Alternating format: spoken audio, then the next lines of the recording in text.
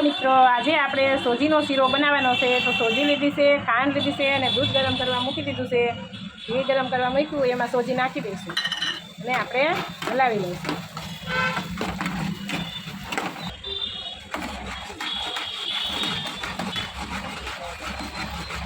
સોજી શેકાઈ ગઈ છે તો આપણે એમાં દૂધ નાખી દઈશું।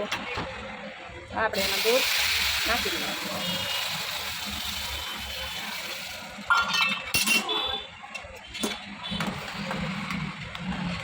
બળી ગયું એટલે ખાંડ નાખી દઈશું।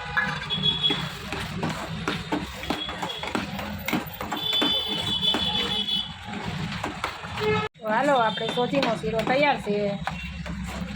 મસ્ત જો સોજીનો શીરો તૈયાર થઈ ગયો છે।